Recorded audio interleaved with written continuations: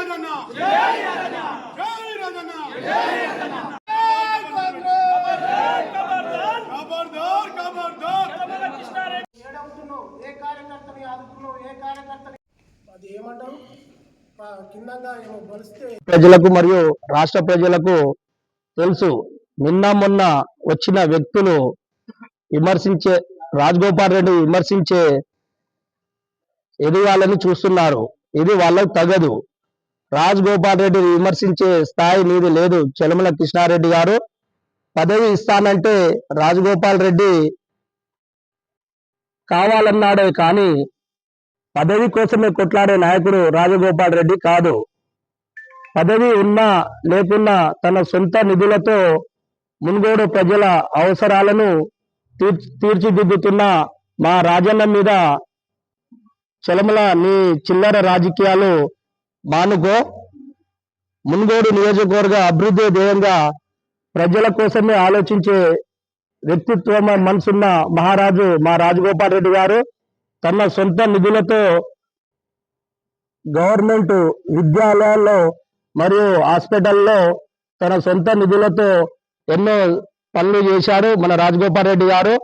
మునుగోడు ప్రాంతంలో ప్రభుత్వ ఆసుపత్రులు మరియు ప్రభుత్వ పాఠశాలలో తన సొంత ఖర్చులతో మౌలిక సదుపాయాలు సమకూర్చినారు. పేద విద్యార్థులకు ఉన్నత చదువుల కోసం ఆర్థిక సాయం ఎంతో మందికి చేసి మనసున్న మహారాజుగా ఎదిగే మా రాజగోపాల్ రెడ్డి గారు వేసవి కాలంలో ప్రజల దహాన్ని తీర్చేందుకు ఊరూర బోర్లు వహించి ప్రజల దహాన్ని తీర్చిన గొప్ప మహోన్నత వ్యక్తి మన రాజగోపాల్ రెడ్డి గారు. ఆపద వస్తే గుర్తొచ్చే ఏకైక నాయకుడు మన రాజన్న. మున్గోడు సమస్యలపై అన్ని శాఖలతో రివ్యూ మీటింగ్లు పెట్టి ఆ సమస్య పరిష్కరించే దిశగా పనిచేస్తున్న మా రాజన్నను విమర్శించే స్థాయి నీకు లేదు. పల్లె పల్లెన ఊరున మార్నింగ్ వాక్ చేస్తూ అక్కడికక్కడే అధికారులతో సమస్యలు పరిష్కారం చేసే దిశగా మా రాజన్న వెళ్తున్నాడు. ఖబర్దార్ చెలమల రాజగోపాల్ రెడ్డి అడ్డా మున్గోడు అడ్డా మా రాజగోపాల్ రెడ్డి విమర్శించాలని చూడకు. నువ్వు ఎన్ని రోజులు ఉన్న బావిలో కప్పవే. మా రాజన్న సముద్రం లాంటోడు. సందు దొరికితే దూరాలను చూస్తున్నావు. రాజగోపాల్ రెడ్డి తాటికి నువ్వు తట్టుకోలేవు. ఖబర్దార్ చెలమల. Thank you. రాజగోపాల్ రెడ్డి అంటే ఏంది అనేది తెలుసుకోండి. ఫస్ట్ అదన్నా తెలుసుకోండి. ఎందుకంటే మాకు నువ్వైతే బైపోల్ ముందు తెలుసు. ఇక్కడ మా మండలం నుంచి అనుకో, నియోజకవర్గం నుంచో. మీ అన్న నరసింహారెడ్డి గారన్న ముందు నుంచి తెలిసేమో కానీ మీ చెలమల కృష్ణారెడ్డి గారి గురించి మేము బైపోల్ ముందే విన్నదే. పారాసూట్ నాయకులు లెక్కన వచ్చినావు, కాంగ్రెస్ ని కబ్జా చేసినావు. సరే, నువ్వు కూడా కష్టపడి ఉండొచ్చు.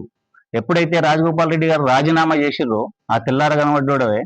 ఈ రోజు నేనేం చెప్తున్నా మీకంటే, రాజగోపాల్ రెడ్డి గురించి మాట్లాడే అర్హత, నైతిక అర్హత నీకు లేదు. ఎందుకు లేదు అంటే, ఎప్పటి నుంచో సుశీలమ్మ ఫౌండేషన్ ద్వారా విద్య వైద్య గూడు అనే నినాదంతో కూడా ఇప్పుడు కూడా ప్రభుత్వ పాఠశాలనే అనుకోండి, ఆసుపత్రులే అనుకోండి, పేదలకు నిజమైన నిరుపేదలకు ఇల్లు కట్టించడంలో ఇప్పుడు మన కొత్తగూడ గ్రామమే తీసుకోండి. మన నారాయణపురం మండలంలో ఎన్నో గ్రామాలలో సొంత నిధులతోటి వాళ్ళ ఫౌండేషన్ ద్వారా ఇల్లులు కట్టించిండు.